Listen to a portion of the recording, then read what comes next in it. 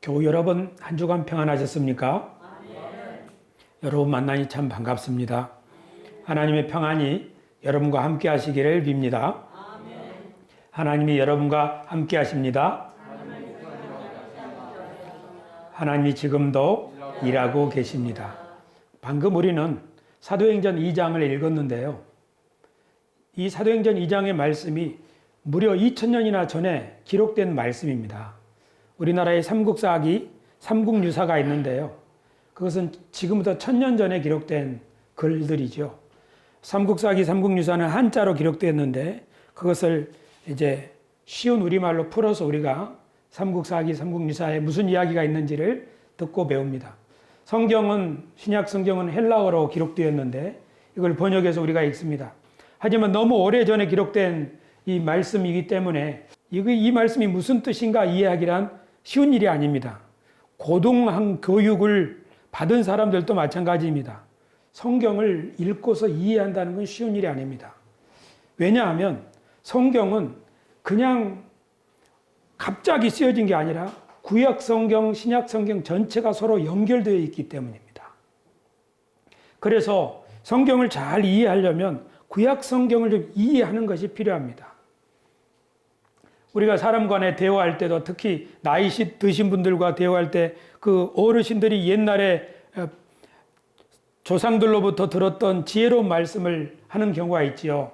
어떤 사람이 급하다고 마구 서두를 때, 야, 아무리 급하다고 바늘 허리에 묶어서 실을 묶어서 쓸 수 없잖아. 그렇지요? 또 너 지금 우물가에서 숭늉을 찾는 거야. 요새는 우물에 쌀 씻으러 가는 시절이 아니지요. 하지만 옛날에는 밥을 짓기 위해서 우물에 가서 쌀을 씻고 또 아궁이에 불을 지펴서 밥을 하고 해서 또 물을 부어서 숭늉이 최후에 나오는 거 아닙니까? 우리 조상들의 이런 주상들의 지혜가 삶 가운데 녹아져서 우리들에게 그런 말로 우리 삶 가운데 일깨워주는 격언과 속담이 되는 것이죠.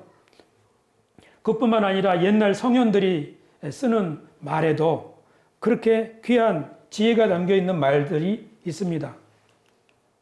그 중에 하나 맹자에 나오는 연목구어라는 말이 있습니다. 동양의 고전 맹자에는 맹자가 제나라의 왕 선왕에게 가서 왕이 되는 길에 대해서 설명을 했습니다. 그런데 보니까 선왕이 욕심이 가득한 거예요. 그래서 맹자가 말하기를 선왕이시여 당신은 어쩌자고 병사들과 장군들을 동원해서 자꾸 전쟁을 벌입니까? 왜 그럽니까?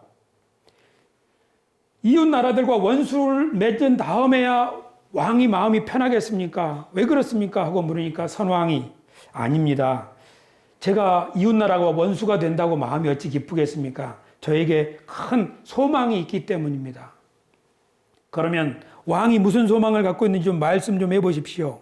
그러니까 이 선왕이 아무 말도 않는 거예요.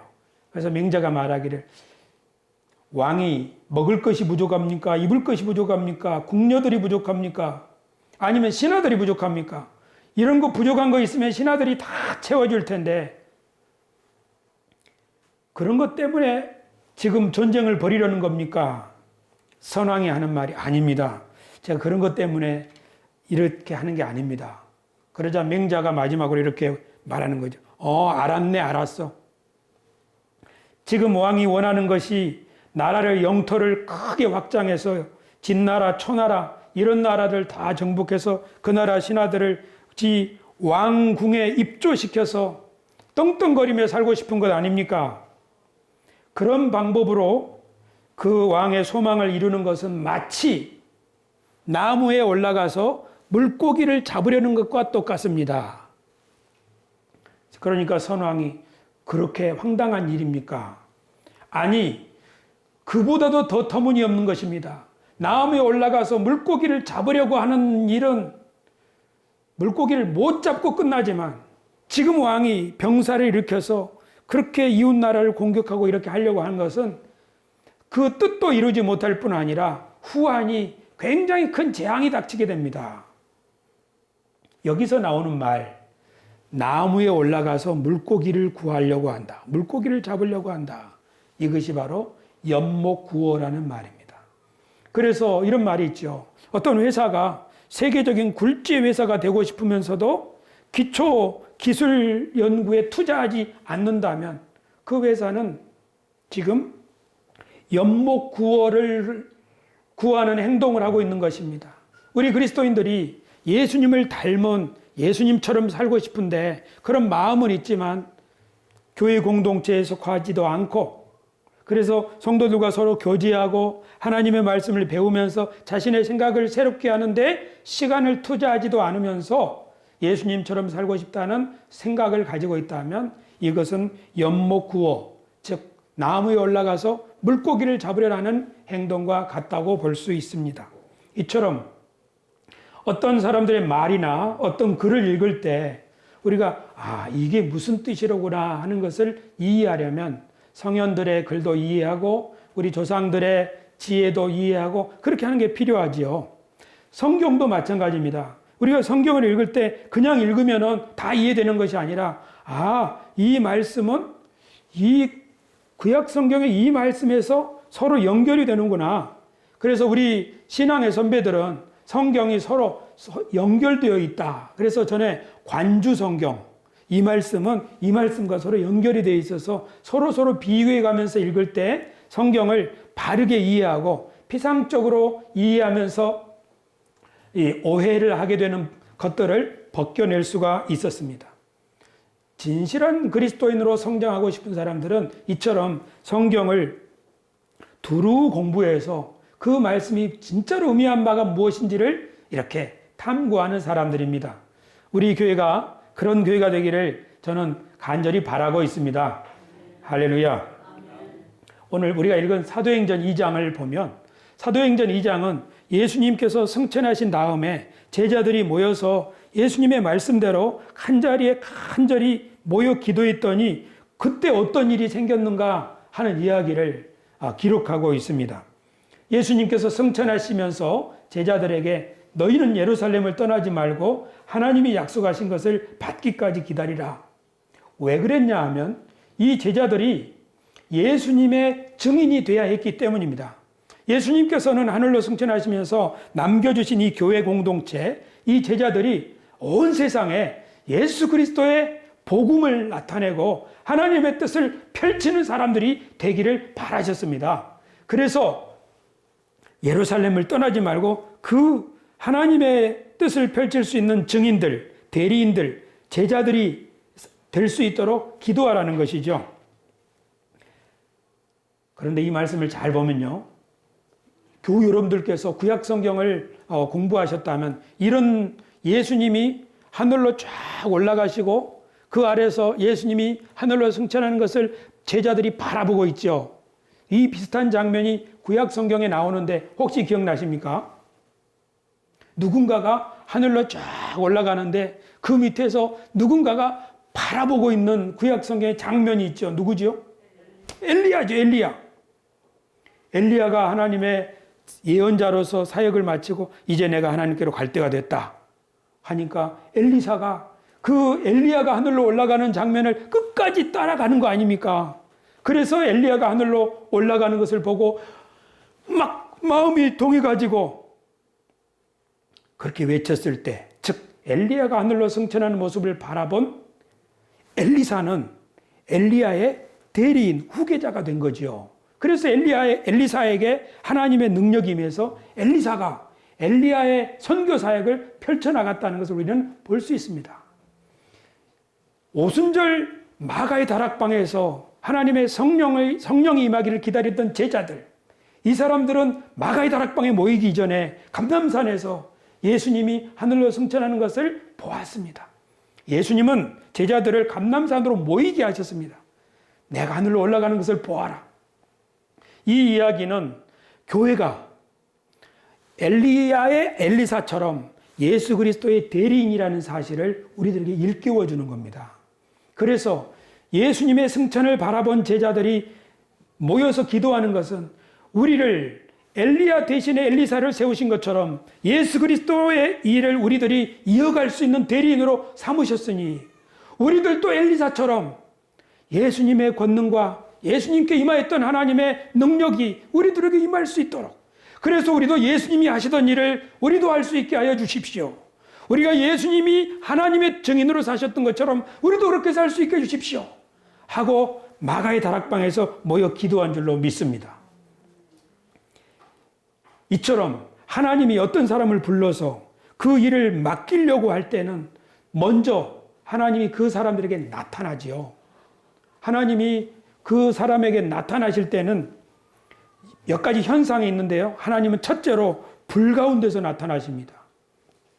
하나님이 애굽에 있는 이스라엘 백성들을 구원하라고 구원자 모세를 보내기 위하여 모세를 부르셨을 때 하나님은 호렙산 떨기나무 불 가운데서 모세에게 나타나셨죠. 하나님이 엘리야를 마지막 사명을 엘리야에게 주려고 엘리야를 부르셨을 때 하나님의 산에서 어떤 일이 있었습니까? 강한 바람과 지진과 횃불이 일어났는데 그 후에 미세한 음성이 들려서 엘리야에게 하나님의 메시지가 증거되었습니다. 성경을 보면 하나님이 그 대리인들을 부르시고 그들에게 뭔가를 계시하시기 위하여 나타나실 때는 불과 지진과 강한 바람, 이런 것들이 있었다고 성경은 말씀하고 있습니다. 구약 성경 사무엘 하 22장에서 다윗이 성전에서 기도할 때 자기가 본 거에 대해서 말하기를 하나님의 응답이 올 때 땅이 진동하고 그 입에서 불이 나와서 숯을 태웠고 하나님은 날개 달린 천사인 그룹을 타고 바람 날개를 타고 자신을 나타내셨다고 기록하고 있습니다. 이사야도 이사야 66장 15절에 그렇게 말씀합니다. 보라, 여호와께서 불에 둘러싸여 강림하시리니 그의 수레들은 회오리바람 같으리로다. 그가 혁혁한 위세로 노여움을 나타내시며 맹렬한 화염으로 책망하실 것이라. 하나님이 나타나실 때 이런 일이 있다는 겁니다. 하나님은 불 가운데서 강한 회오리바람 같이, 이것이 구약 성경이 보여주고 있는 하나님이 어떤 사람에게 하나님의 대리인으로 부르시기 위하여 임무를 맡기려고 하실 때 나타나는 현상이라는 겁니다. 그런데 누가는 오늘 사도행전 2장에서 1절에 3절 오순절 날이 이미 이름에 저희가 다 같이 한 곳에 모였더니 호련히 하늘로부터 급하고 강한 바람 같은 소리가 있었다. 그렇게 말씀하죠. 오순절 날 마가의 다락방에서 어떤 일이 있었다고 누가가 기록하느냐 하면 첫째로 급하고 강한 바람 같은 소리가 있었습니다. 두 번째로 그들의 이 앉은 집에 불의 혀처럼 갈라지는 것이 그들에게 보이더니 각 사람 머리 위에 하나씩 있었다는 겁니다. 그러니까 하나님이 옛날에 엘리야에게, 옛날에 모세에게 임한 것처럼 교회에 모인 각 사람들을 예수 그리스도의 대리인으로 각각 임명하는 임명식이라고 볼 수 있습니다. 예수님께서 너희는 땅끝까지 이르러 내 증인이 되라, 복음을 전파하라 하셨는데 그것을 이제 하나님이 성령을 보내주심으로 이제 임명하는 위임식입니다. 임명식입니다. 우리 안수 집사님들 직분 받을 때 여기 와서 안수를 받았죠. 목사도 그렇죠. 마찬가지로 성경은 하나님이 어떤 사람들을 일꾼으로 보내실 때 그렇게 하나님의 영으로 임하는데 그때 상황을 뭐라고 설명하냐면 급하고 강한 회리바람 그리고 불, 이런 이미지를 통해서 설명한다는 것을 우리는 알 수 있습니다. 그러므로 사도행전 2장은 성령 강림의 이 사건은 교회가 드디어 마침내 하나님의 대리인으로 예수 그리스도의 일을 이어갈 사람들로 지금 파송받기 위하여 하나님이 짠 하고 안수해 주시고 성령을 부어주시고 임명하는 임명의 식광경이라고 우리는 이해할 수 있겠습니다. 그러면 하나님은 지금 이 교회를 이렇게 대리인으로 불러서 무슨 일을 하려고 하시는 걸까요? 조금 더 보면요. 오순절날 성령이 그들에게 임하여 있을 때 어떤 현상이 나타났습니까? 그렇지요. 방언을 말했다고 합니다. 방언 이야기는 우리 교회와 우리 교단에서는 아주 중요한 이야기입니다. 그렇지만 누가복음에 나오는 불, 바람, 회리바람, 이것이 구약의 전통 가운데 연결되어 있다는 점처럼 방언도 우리가 구약 성경에서 그 기원을 찾아볼 수 있습니다. 이사야 66장, 아까 우리가 읽었던 이사야 66장에 이런 말씀이 있습니다.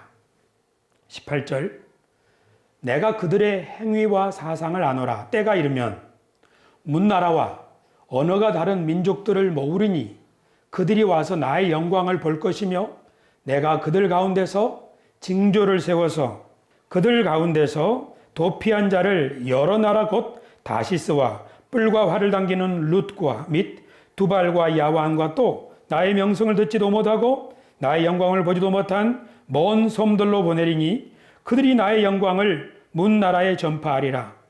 지금 이사야가 뭐라고 예언하고 있느냐면 때가 되면 여러 나라, 다른 언어를 말하는 사람들을 내가 불러서 하나님의 영광을 보여줄 것이다. 그리고 그들을 통해서 땅 끝까지 모든 사람들에게 증거하게 할 것이다. 그러니까 이사야 66장을 읽고서 사도행전 2장을 보면 사도행전 2장에 나오는 천하 만국으로부터 여러 사람들, 여러 언어를 말하는 사람들이 와서 이 제자들이 말하는 각종 방언을 말하는 이 사건은 이사야가 예언한 예언이 지금 성취되고 있는 사건이구나. 이사야가 예언하기를 하나님이 때가 되면 여러 언어를 사용하는 사람들을 불러서 하나님의 영광을 보여주시고 그들에게 징조를 보여주어서 세워서 여러 사람들에게 증거를 하신다고 했는데 바로 이것이 하나님의 예언이 성취되는 순간이라는 사실을 우리는 이해할 수가 있습니다. 할렐루야. 사도행전 2장 아까 우리가 읽은 본문이죠. 잘 보십시오. 그들이 다 성령의 충만함을 받고 성령이 말하게 하심을 따라 다른 언어들로 말하기를 시작하니라. 그때의 경건한 유대인들이 천하 각국으로부터 와서 예루살렘에 머물러 있더니 이 소리가 나매 큰 무리가 모여 각각 자기의 방언으로 제자들이 말하는 것을 듣고 소동하여 다 놀라 신기하게 여겨 이르되 보라, 이 말하는 사람들이 다 갈릴리 사람이 아니냐? 우리 각 사람이 난 곳 방언으로 듣게 되는 것이 어찌 됨이냐? 우리는 바데인과 메데인과 엘람인과 또 메소포타미아, 유대와 갑바도기와 본도와 아시아 부르기와 밤빌리아, 애굽과 및 구레네에 가까운 리비아 여러 지방에 사는 사람들과 로마로부터 온 나그네 곧 유대인과 유대교에 들어온 사람들과 그레데인과 아라비아인들이라 우리가 다 우리의 각 언어로 하나님의 큰일 말함을 듣는도다 하고 다 놀라며 당황하여 서로 이르되 이 어찌 된 일이냐 하며. 지금 이 사도행전 2장에서 뭘 말하는 겁니까? 이사야가 예언한 대로 때가 돼서 하나님이 각종 언어를 말하는 사람 불러서 하나님의 영광을 보여주니까 그 사람들이 어디에서 왔다고 누가는 지금 쫙 지명을 들어대는 거죠. 이렇게 보면 사도행전 2장에서 이 방언의 현상, 이것은 이사야 예언이 지금 성취되어서 열국의 사람들을 불러서 하나님의 뜻을 보여주셔서 그들을 열국으로 지금 파송하는, 그래서 하나님의 뜻을 펼치신다고 하는 예언이 이루어지는 말씀으로 이해할 수 있습니다. 사도행전 2장의 방언을 이렇게 이해한다면, 즉 하나님의 파송식으로 이해한다면 우리가 이 사도행전 2장에 나오는 방언에 대해서 달리 오해할 필요가 없겠습니다.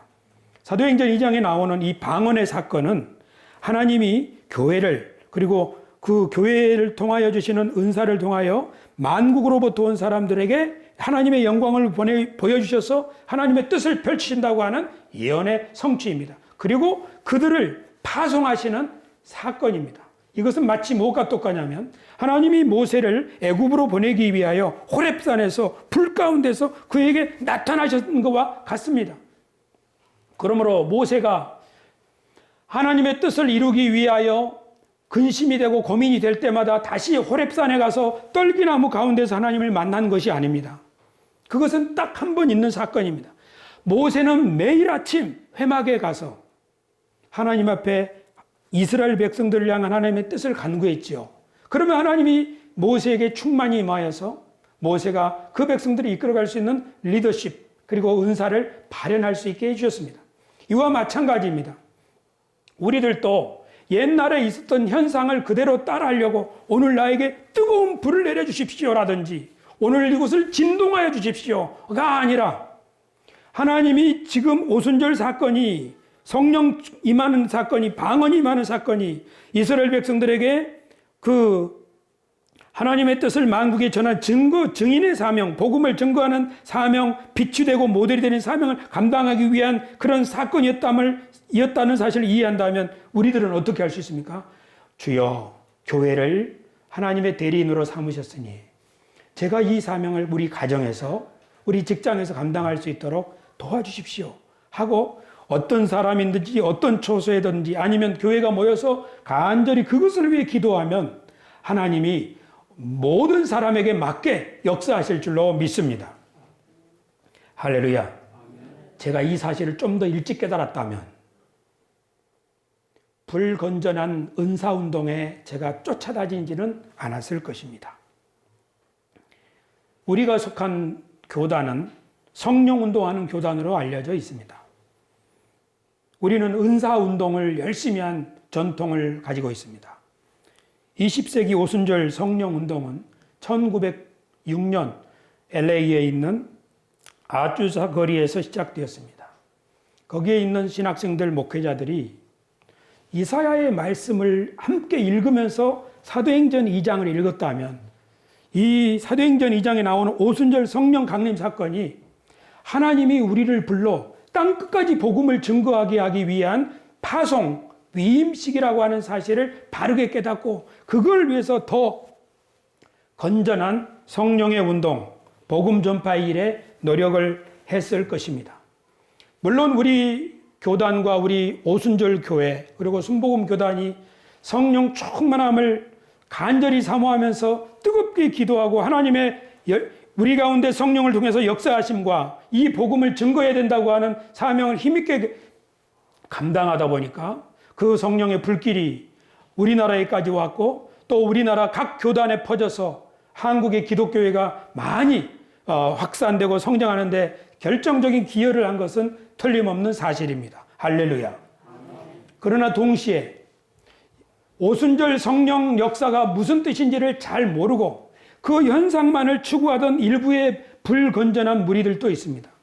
그 사람들은 군중을 모아놓고 훅 바람을 일으켜서 사람을 쓰러뜨리거나 아니면 이빨이 금색으로 바뀐다거나 하늘에서 금가루가 떨어진다고 하거나 이런 거짓 부흥 강사들의 농간에 넘어간 일들도 있었습니다. 하나님의 말씀을 겉으로만 이해하면 그대로 따라하려고 하게 됩니다. 그러나 그 말씀이 어떻게 연결되었는지를 바르게 이해한다면 우리는 그 본질을 향해서 나아갈 수 있습니다. 사실 110년 전에 미국에서 일어난 성령운동은 백인들이 득세하던 시절에 헐벗고 소외되고 가난한 흑인들 그룹 가운데서 그들을 위하여 목회자들이 또 신학생들이 간절히 기도할 때 그들에게 하나님이 역사하신 사건입니다. 60년 전에 불광동에서 서대문에서 조용기 목사님이 뭘 왜 기도했겠습니까? 병들고 가난하고 실패한 사람들 그 영혼들을 불쌍히 여겨서 하나님 앞에 간절히 기도했더니 하나님이 그에 맞는 역사로 큰 부흥을 일으켜서 오늘날 순복음 교회를 세운 줄로 믿습니다. 그러므로 하나님은 오늘 늦은 비 역사로 오늘날에만 특별하게 역사하시는 분이 아닙니다. 3500년 전에 하나님은 모세가 회막에서 기도할 때 성령으로 충만하게 역사하셨습니다. 지금부터 2500년 전에 에스라라고 하는 성경학자가 수문 앞 광장에서 백성들에게 하나님 말씀을 풀어줄 때 그 백성들이 그 자리를 떠나지 않고 눌며 불며 회개의 역사가 일어났습니다. 2000년 전에 초대교회도 마찬가지입니다. 지난 2000년 지나오는 동안에 모든 교회사를 훑어볼 때에 하나님은 하나님의 뜻을 깨닫고 그 뜻이 이루어지기를 위하여 진심으로 기도하는 개인이나 공동체 안에 하나님이 동일하게 역사하셨는 줄을 믿습니다. 그러나 우리는 모세가 광야에서 놋뱀을 들어서 많은 무리를 고쳤는데 후대의 사람들이 하나님의 역사는 망각하고 모세의 놋뱀을 우상처럼 음란하게 섬길 때 히스기야라고 하는 영력이 충만한 왕이 나타나서 적의 놋조가리에 지나지 않는 것에 정성을 바쳐서 되겠는가 하고 느후스탄이라고 박살을 내버렸다는 사실을 우리는 기억해야겠습니다. 이게 얼마나 중요한지 모릅니다. 전에 했으니까 그대로 따라하면 되겠지가 아닙니다. 그 본질이 무엇인가를 이해해야 되는 것입니다. 할렐루야. 하나님 우리의 생각을 초월하여 다양한 방법을 일으키실 수 있습니다. 그러나 그것을 따라해서는 안 됩니다. 뭐냐? 하나님의 뜻을 깨닫고 그 뜻에 위해서 진심으로 헌신하면 다양한 우리가 생각지도 못한 역사를 이룰 줄로 믿습니다. 할렐루야. 그럼 초대교회는 무엇을 이렇게 성령 충만함을 받고 와서 무엇을 증거했을까요? 베드로가 그들 가운데 일어나서 설교를 했습니다. 이 베드로의 설교는 계속 오는 모든 설교의 핵심이었습니다. 베드로는 4가지 구약 성경 말씀을 인용해서 설교했습니다. 첫째로 요엘 2장에 말세에 하나님이 모든 육체에게 성령을 부어주신다 하지 않았느냐. 지금 이 사건이 바로 그것이다. 그리고 시편 16편에 주의 거룩한 자로 썩지 않게 하신다고 하지 않았느냐. 예수님이 부활하신 것이 바로 그것이다. 주의 거룩한 자가 썩음을 당치 않도록 죽음에서 일으키신 것이다. 그리고 다윗이 말하기를 다윗의 자손 중에 한 사람을 내 위에 왕으로 세우리라 하신 그 말씀대로 예수님을 왕으로 세워서 만왕의 왕으로 세워서 하나님이 우편 보좌에 앉아 있게 하셨다. 그래서 지금 예수님은 너희들이 십자가에 못 박아 죽였지만 하나님이 오른손으로 일으키셔서 자기의 우편에 앉게 하셨다. 베드로의 이 설교는 무엇을 말하는 겁니까? 예수님이 지금 주와 그리스도가 되어서 모든 만물과 모든 열국을 통치하시는 왕이라는 말씀입니다.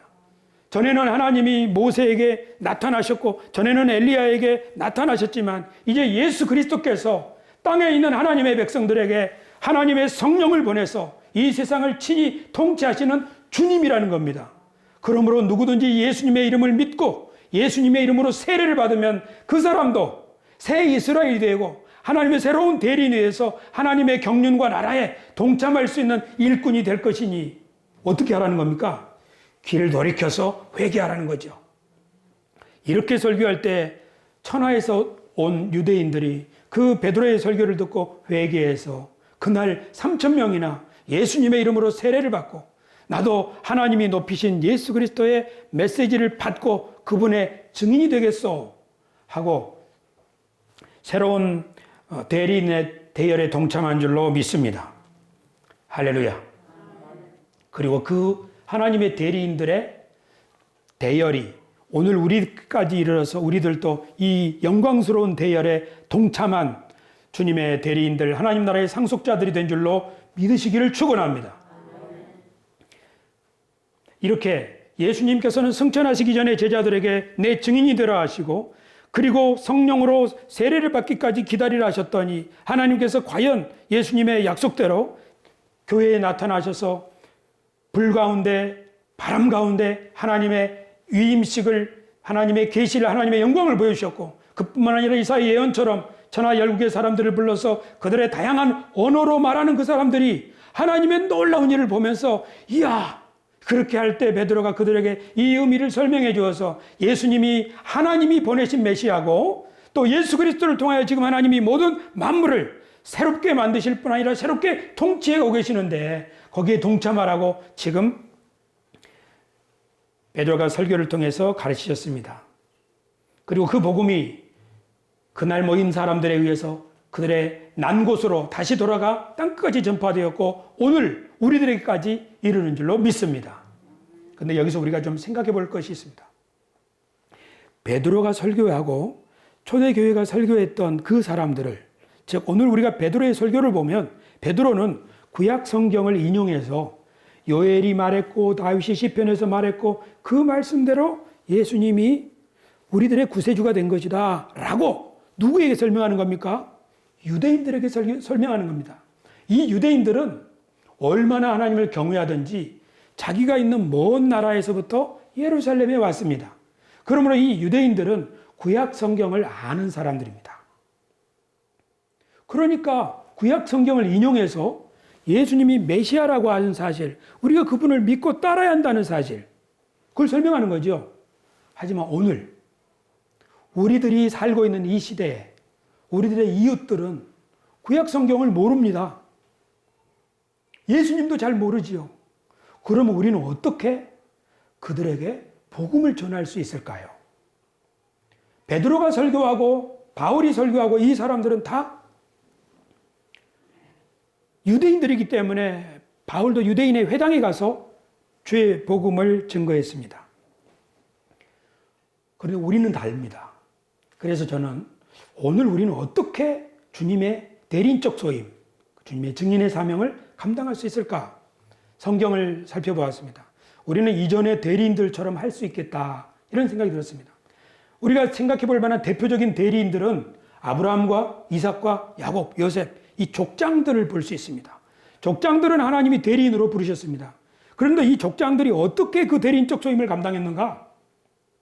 하나님이 아브라함을 불러서 하나님의 말씀을 순종하게 하시고 그를 통하여 천하 만민에게 복을 주신다 했는데, 아브라함의 손자 야곱도 파라오에 가서 축복 기도를 해줬습니다.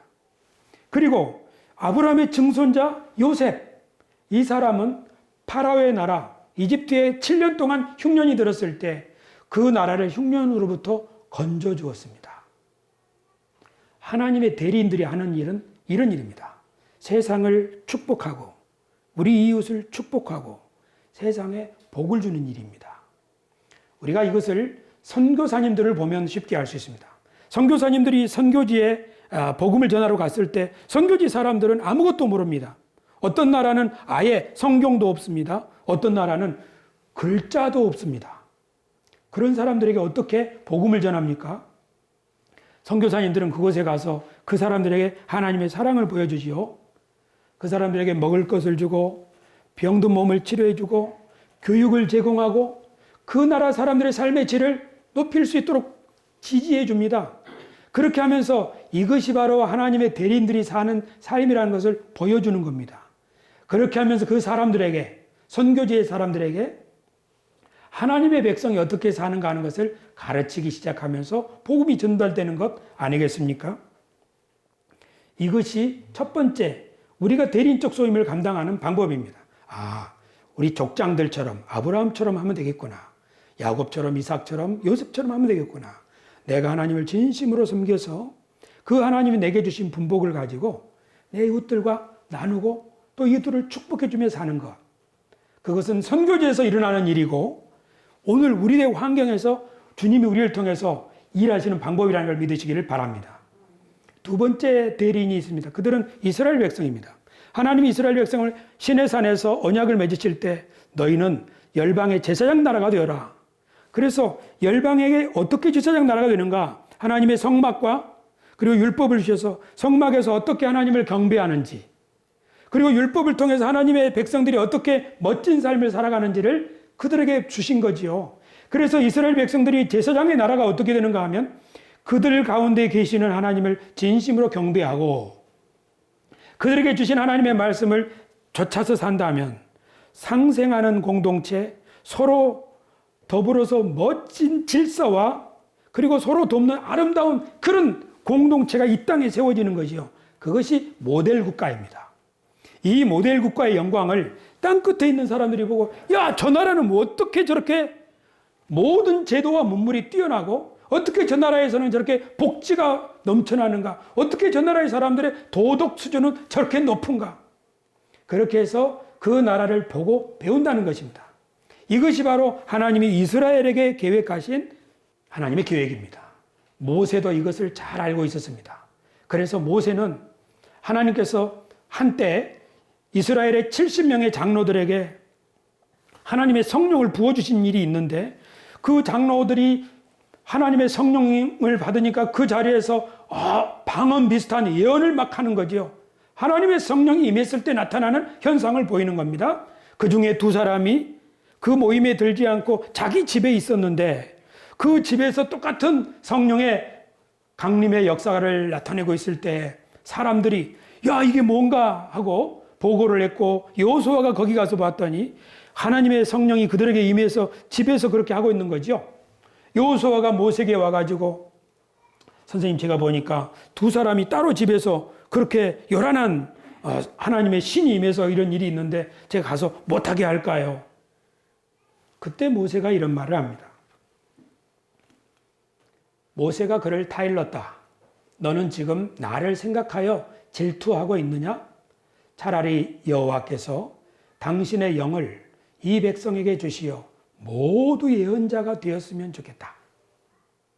모세는 모든 백성이 자기처럼 하나님과 친밀하고 하나님의 뜻에 정통한 이 70명의 장로들뿐 아니라, 그러니까 여호수아는 모세에게 저 하나님의 신을 받아서 예언하는 장로들 멈추게 할까요? 이렇게 좋은 뜻으로 건의를 했지만 모세는 다른 거예요. 아니야.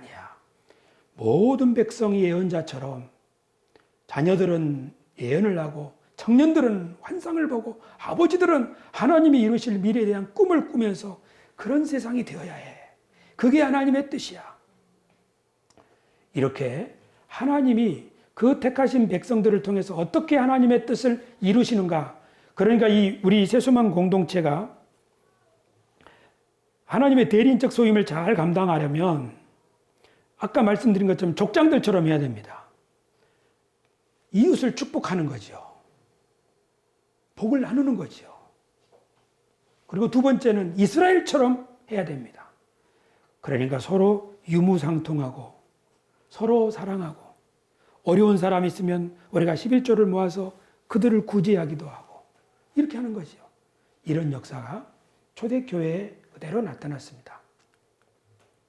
믿는 사람이 다 함께 있어 모든 물건을 서로 통용하고 또 재산과 소유를 팔아 각 사람의 필요를 따라 나눠주며 날마다 마음을 같이하며 성전에 모이기를 힘쓰고 집에서 떡을 떼며 기쁨과 순전한 마음으로 음식을 먹고 하나님을 찬미하며 또 온 백성에게 칭송을 받으니 주께서 구원받는 사람을 날마다 더하게 하시니라.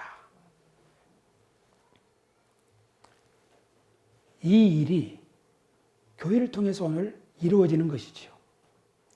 주중에 여러분들 중에 어떤 분들은 곱창을 드셨을 겁니다. 갑자기 일어난 어떤 사건 때문에 우리가 곱창을 먹게 됐습니다. 얼마나 기뻤는지 모릅니다. 저는 이것이 성령의 역사라고 생각합니다. 그러나 성령의 역사의 아주 작은 한 가지입니다. 하나님 우리 가운데서 일하실 때마다 우리 안에 이런 소소한 기쁨이 넘쳐날 것이고 또 우리를 돕는 미국의 한인 동산교회가 우리를 도울 뿐 아니라 우리도 다른 교회를 돕고 또 지역을 위해서 계속적으로 도움을 주는 교회가 될 것입니다. 그것이야말로 교회가 교회다워지는 길이라는 사실을 믿으시기를 축원합니다. 이런 의미에서 다시 한번 인사합시다. 하나님 여러분과 함께 하십니다. 하나님이 지금도 일하고 계십니다. 저는 오늘 설교 초두에 연못 구워 나무에 올라가서 물고기를 잡으려 한다. 그 고사 생활을 소개해 드렸습니다. 무모한 방법으로 어떤 일을 하려고 하는 행동을 말하는 것이죠. 오늘 우리 교회가 하나님이 기뻐하시는 교회를 만들기 위해서 80년대 했던 방식으로 80년대는 천막만 쳐도 교회를 개척할 수 있었습니다. 동네 북치고 다니면 성경학교를 열 수 있었습니다. 그러나 지금 우리는 새로운 시대에 도달했습니다. 110년 전에 미국 LA에서 일어난 20세기 성령운동, 60년 전에 서대문과 여의도에서 조용기 목사님을 통해서 일어난 성령운동, 그리고 그 결과로 오늘 한국교회에 이렇게 기틀이 되는 신자층이 생겼습니다. 그리고 지금 우리는 2020년, 21세기하고도 20년이 지났습니다. 하나님의 뜻은 언제나 동일하지만 그 방식은 나라마다 시대마다 좀씩 다를 수 있습니다. 그러나 분명한 것은 이 정신, 세상을 축복해야겠다. 세상에 복을 주어야겠다. 그리고 우리가 정직하고 진실하고 사랑 가운데 서로 이렇게 뜨거운 사랑으로 살아야 되겠다. 그리고 헐벗고 가난한 사람, 실패한 사람을 살려야 되겠다. 조용기 목사님처럼. 그런 신실한 마음을 가지고 기도한다면 하나님이 그곳에 어떻게 해야 될지 하나님의 역사를 보여주실 줄로 믿습니다. 오늘 우리나라는 10월 말 현재 세계 국가별 국내 총생산 순위 10위입니다. 1인당 GDP는 세계 26위입니다. 이제는 세계에서 도움을 줄 수 있는 나라로 그렇게 성장했습니다. 전에는 우리가 구제, 도움을 받는 나라였습니다. 이제 우리 공동체는 십시일반 정성을 모아서 도움을 베풀 수 있는 교회가 되어야겠습니다. 그래서 여러분들이 우리 선교지에 선교 후원품을 오시든 뭐든 이렇게 모아서 오시는 것, 이것이 하나님의 대리인으로서 사명을 감당하는 중요한 한 부분이라는 것을 알아주셨으면 좋겠습니다. 이건 우리 교회가 지금 잘하고 있는 일입니다. 그런데 우리가 해야 될 두 번째 선교 대상이 있습니다. 그것은 바로 다음 세대입니다. 부모의 신앙 전통이 다음 세대로 이어지지 않는다면 교회의 미래는 없습니다. 현재 한국에 있는 교회들은 주일학교가 없는 교회가 많습니다. 우리 교회가 그렇죠. 중고등부, 청년부도 굉장히 이렇게 지지부진해 가고 있습니다. 교회마다 걱정입니다. 어떻게 해야 되겠습니까? 저는 성경으로 다시 돌아가야 한다고 생각합니다. 성경 신명기 6장에 보면 하나님이 이스라엘 백성들에게 주신 그 명령이 있는데 아주 중요한 명령입니다. 그 명령은 부모에게 주신 명령입니다. 부모가 먼저 하나님의 말씀을, 하나님을 사랑하여 그 말씀을 마음에 새기고 그것을 주야로 묵상하면서 자녀에게 부지런히 가르치라 하는 말씀입니다. 먼저 부모가 하나님의 말씀으로 자신을 가르쳐야 한다. 만약에 부모 세대가 나는 더 이상 배울 것이 없다 하고 마음을 닫아버린다면 자녀 세대에게는 고집을 가르칠 따름입니다. 부모 세대가 아는 것을 자녀들에게 강요한다면 자녀 세대와 부모 세대는 원수가 될 것입니다. 그렇지만 부모가 자기 생각을 내려놓고 하나님의 뜻을 배우려고 하고 자녀들과 함께 우리 하나님의 뜻을 함께 알아가 보자 하고 생각을 나누기를 시작한다면 적어도 우리들이 자녀들에게 한 가지를 가르칠 수는 있습니다. 그것은 뭐냐면 하나님의 뜻이 무엇인지 함께 알아가려는 노력입니다. 그렇게 되면 그 자녀들도 자기들의 시대에 우리 엄마 아빠가 하나님의 뜻을 알아가려고 노력을 했는데 그것을 우리와 함께 하려고 했는데 우리도 그래야겠다고 하나님의 뜻을 구할 때 그들에게 맞는 길을 열어주실 줄로 믿습니다. 우리가 아는 것을 다 고스란히 물려줄 것이 아니라 우리는 이렇게 배워왔지만 너의 생각은 어떠냐? 우리 시대에는 이게 맞는 거냐? 하나님의 뜻이 무엇일까? 함께 알아가려고 노력해야 된다는 겁니다. 저는 우리 새소망 교회가 하나님의 경륜을 함께 힘써 배웠으면 하는 것이 이것입니다. 여러분들이 저랑 대화를 나눌 때, 여러분들이 저희 설교를 들을 때 우리 목사님 모든 이야기는 다 아멘이야. 이 말은 내가 아는 것을 목사님이 다 말해주고 있어 하는 겁니다. 그런데 만약에 여러분이 설교를 들을 때 이상해, 좀 불편해, 저건 내가 처음 듣는 이야기인데 저건 내가 아는 거고 다른데 이런 생각이 든다면 그것은 정상입니다. 왜냐하면 그래야만이 우리의 생각이 새로워질 수 있기 때문입니다. 저는 오래전에 이런 마음을 가져야겠다고 결심한 게 있습니다. 그 뭐인가 하면 내가 아는 것이 10가지라면 내가 꼭 알아야 될 것이 10가지라면 그중에 나는 몇 가지나 알고 있을까? 그리고 내가 알고 있는 것 가운데 내가 잘못 아는 것은 몇 가지일까? 그렇다면 내가 모르고 있는 것을 배우려고 하는 마음을 늘 가져야 되는 거 아닐까? 그리고 내가 잘못 알고 있는 것이 무엇인지 자기를 돌아보려고 노력해야 되는 거 아닐까? 그렇게 할 때마다 새로운 눈이 열리고 새로운 깨우침이 열리고 그때마다 우리에게는 하나님이 주시는 새로운 길들이 열리게 될 줄로 믿습니다. 이것이 하나님이 일하시는 방법입니다. 그래서 여러분들이 하나님의 말씀을 들을 때마다 마음에 불편함이 생긴다면 하나님께 기도하시고 그 말씀을 붙들고 한번 씨름해 볼 필요가 있습니다. 그래서 우리가 서로 하나님의 말씀 가운데 서로 양심을 열어놓고 함께 공부하고 서로 교제하고 이것이 그러합니까 하고 알아가면서 사랑의 마음으로 서로 교제한다면 우리는 발전할 수 있을 것입니다. 그뿐 아니라 우리 자녀들도 그렇게 될 수 있을 것입니다.